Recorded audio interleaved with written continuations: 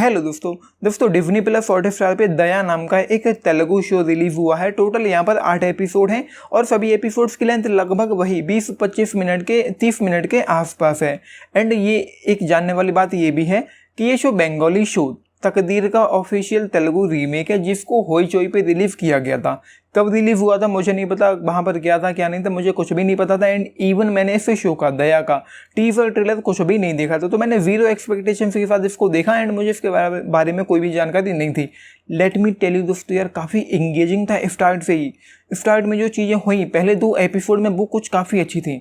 जो यहाँ पर एक थ्रिल था, जो टेंशन था, जो एक इंटेंसिटी थी, जो एक एक्साइटमेंट थी एंड कैरेक्टर्स के साथ जो कुछ भी चल रहा था उसके फेस एक्सप्रेशन भाई साहब देखकर मज़ा आ गया। पहले 2 एपिसोड ऑसम थे, मैं ऐसा कह सकता हूँ, काफ़ी अच्छे थे। लेकिन सेकेंड एपिसोड खत्म हो जाने के बाद थर्ड एपिसोड शुरू हुआ एंड थर्ड एपिसोड में जब उस एमएलए की एंट्री हुई जो वहाँ पे टपाटप चल रहा था एंड उसकी जब एंट्री हुई तो वहाँ के बाद मतलब एक तरीके से मैं कहूँगा कि थोड़ा ठंडा पड़ गया शो। उतना ज़्यादा थ्रिल और उतना ज़्यादा टेंशन और उतनी ज़्यादा एक्साइटमेंट, उतनी ज़्यादा इंटेंसिटी मुझे उसके बाद देखने को नहीं मिली। हालांकि जो राइटिंग है, जो पेसिंग है, जो पोटेंशियल है, जो ट्रीटमेंट है, जो मसाला है, जो ड्रामा है, वो अच्छा था, स्टिल अच्छा था, इंगेज करके हुक एंड बुक करके रखता है, ऐसा मैं कह सकता हूँ। लेकिन टेंशन नहीं था भाई, ना थ्रिल था, ना टेंशन था, ना बहुत ज़्यादा एक्साइटमेंट थी। बट ये प्लॉट इंटरेस्टिंग है, शो का अच्छा है, देखने में अच्छा लगता है। मतलब जैसा कि मैंने कहा आपको बांध कर रखेगा, ये चीज़ यहाँ पर अच्छी थी।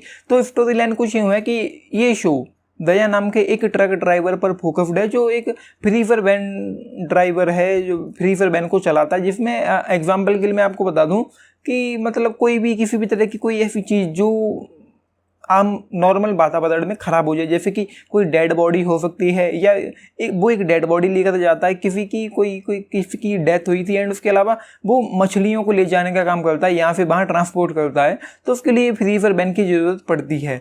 तो ये सब है एंड एक दिन उसको उसी अपनी गाड़ी में एक बॉडी मिलती है एक महिला की, जो ऑफ कोर्स जिसकी डेथ हो चुकी है। तो उसको बॉडी मिलती है एंड देखने के बाद जो उस बॉडी को मिलने के बाद जो उसके फेस एक्सप्रेशन थे वो देखने लायक थे। मतलब उसकी जो शक्ल हुई एंड जब वो जाके देखता है कि उसकी सांसें चल रही हैं कि नहीं, यूँ करके हाथ लगा दे उसकी नाक के आगे, तो उसके बाद जो एक्सप्रेशन थे उसके जीडी चक्रवर्ती के, भाई साहब देखकर मजा आ गया। एंड एक इमोशनल एंगल यहाँ पर ये भी था कि उसकी बीवी को बेबी होने वाला है, तो उसको एक टेंशन ये भी कि उसको अपने घर पहुँचना, जल्द से जल्द उसकी अपनी बीवी को संभालना है, देखना चाहिए जो चीज़ें होती हैं जिस तरह की होती हैं वो सब उसको देखना है, तो उसको घर भी जाना है एंड यहीं से हम उसके साथ कनेक्ट करना शुरू कर देते हैं। एंड मुझे क्या लगता है कि कोई भी शो हो, कोई ड्रामा हो या कोई थ्रिल हो, कोई टेंशन हो, जो उसका मेजर फैक्टर होता है, जो ऑडियंस को बांध कर रखता है, जो एंगेज करके रखता है, जो कनेक्ट करके रखता है, वो होता है उसके कैरेक्टर से, उसका लीड कैरेक्टर। अगर उसमें डेप्थ है तो आप इन्वेस्ट हो जाओगे, कनेक्ट कर लोगे, अदरवाइज आप कनेक्ट नहीं कर पाओगे, पूरा शो बाउंस हो जाएगा, जो भी चल रहा होगा आप उसमें मज़ा नहीं ले पाओगे, कुछ भी नहीं अच्छा होगा। भले ही कहानी अच्छी क्यों ना हो, लेकिन कैरेक्टर में डेप्थ होना सबसे ज़रूरी होता है, मुझे ऐसा लगता है, ये मेन फैक्टर है।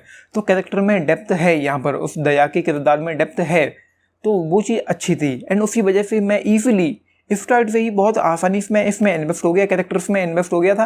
एंड उसके बाद जो चलता जा रहा है उसी की वजह से मुझे थ्रिल भी यहाँ पर देखने को मिला, टेंशन भी मुझे हो रही थी कि अब कहीं ये पकड़ा ना जाए। काफ़ी कुछ मोमेंट थे जब वो उसकी गाड़ी में वो बॉडी पड़ी हुई है एंड इलेक्शन आने वाले हैं, तो जगह जगह नाकाबंदी लगी हुई है, चेकिंग चल रही है एंड उसके बाद उसको एक बॉडी ले जाने का टास्क दिया गया, मतलब उसको काम सौंपा गया कि वहाँ से तुमको एक बॉडी उठाकर कहीं दूसरी जगह पहुँचानी है। एंड जिस बॉडी को पहुँचाना है, जो बंदा साथ में गया वो भी पुलिस वाला, कोई हायर अथॉरिटी का बंदा था, वो पुलिस वाला। एंड उसके बाद जो चीज़ें वहाँ पर हो रही थी, जिस तरीके से जा रही थी, एंड वो उसने इस वाले मैं नहीं दूंगा, लेकिन वो एक मोमेंट आया थर्ड एपिसोड की शुरुआत में जब वो कहते हैं कि अब ये अंतिम घड़ी है तो इनका चेहरा एक बार देख लो, तो वहाँ पे अचानक से मुझे टेंशन हो गई थी कि अब क्या होगा। तो इस तरह की कुछ इस शो में शुरुआत में कुछ अच्छे मोमेंट हैं, लेकिन आगे चलकर इसके बाद वो जो एमएलए की एंट्री हुई एंड वो जो भी चल रहा था, जिस तरीके से जा रहा था, बार बार शो पास्ट और प्रेजेंट में जा रहा था, प्रेजेंट से पास्ट में, एंड वो थोड़ा बहुत हो सकता है, थोड़ा बहुत माइनर से आपको कन्फ्यूज कर सकता है, लेकिन मुझे तो कन्फ्यूजिंग ज़रा भी नहीं लगा। तो वो जो डेड बॉडी मिली सेकेंड एपिसोड की शुरुआत में, पता चला कि वो कौन थी, क्या हुआ, क्यों हुआ, तो उसकी जो मौत हुई एंड वो किस तरीके से उस गाड़ी तक पहुंची, कौन कौन उसके पीछे है, क्यों है, वो क्या है, वही सब चीज़ें यहाँ पर पता चलती हैं इस इशू में। एंड अंत के लिए कुछ पत्ते अधूरे छोड़े गए हैं, मतलब कुछ पत्ते उन्होंने छुपा करके रखे हैं, तो हो सकता है कि वो सीजन 2 भी लेकर आना चाहेंगे। एंड जो लीड कैरेक्टर यहाँ पर है, जो दया है, उसने अपना एक नाम और बोला था, सिर्फ एक ही बार अपना नाम बोला था, मुझे याद नहीं आ रहा, सुमित नाम बोला था कि पता नहीं कुछ नाम बोला था उसने, एक ही बार बोला था, तो इसलिए मैं भूल रहा हूँ उसको। तो उसकी स्टोरी क्या थी, क्यों थी, जो भी कुछ था वो किस तरीके से इन लोगों के साथ कनेक्टेड था, क्या नहीं था, क्यों था, वो हो सकता है कि सीज़न 2 में हमें देखने को मिले, जानने को मिले। तो ये है भाई।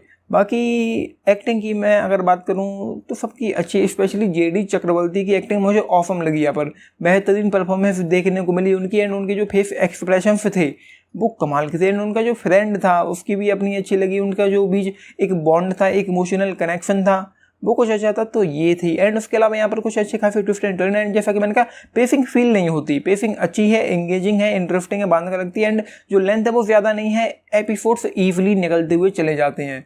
तो ये चीज़ यहाँ पर एक अच्छी है। एंड राइटिंग जो है वो टाइट है, स्टोरी टेलिंग अच्छी है। तो ये सारी चीज़ें यहाँ पर हैं। लेकिन हाँ, अब आगे चलकर जो थर्ड एपिसोड से थोड़ा और ज़्यादा इंटेंस एक्साइटिंग हो सकता था, तो वो मुझे देखने को नहीं मिला।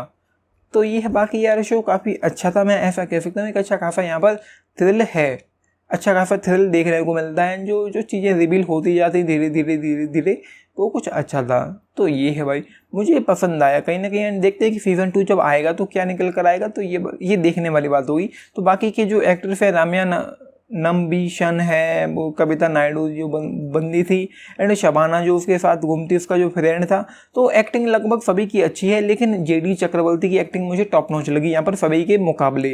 एंड जो शो का बैकग्राउंड स्कोर है, पहले 2-3 एपिसोड में बैकग्राउंड स्कोर काफ़ी अच्छा देखने को सुनने को मिला, लेकिन जो सिनेमेटोग्राफी वो ठीक है, मतलब कुछ भी बहुत रिच यहाँ पर नहीं हुआ। जो भी चल रहा था वो ठीक ठाक ही था। जो सेट्स थे, जो लोकेशंस थी, जो लाइटिंग थी, वो यूजुअल थी, नॉर्मल थी, आम सी थी। कुछ भी बहुत बड़ा नहीं हुआ, कुछ भी बहुत ग्रैंड लेवल पर यहाँ पर नहीं हुआ। तो ये है भाई मेरी तरफ से जब 3.3 स्टार्स आउट ऑफ 5। आपने देखा है तो लिख के बताना। एंड मैं कहूँगा कि नहीं देखा है तो एक अच्छी चॉइस हो सकती है, ये शो एक अच्छी चॉइस हो सकती है। तो ये है। बाकी कुछ टपाटप के कुछ 1-2 सीन्स हैं, कुछ 1-2 गालियाँ हैं। तो ये है। बाकी मुझे लगता है कि बच्चों के साथ तो बिल्कुल भी नहीं देखा जाना चाहिए। आपको देखना है बड़े लोगों के साथ तो देख लो। ये है। अपने टिप्स लिख के बताना आप लोगों ने ये शो देखा है तो लिख के बताना। And like share and subscribe भी करना चैनल को, वीडियो को। एंड ये है this is Nitish signing off. Thank you and good night.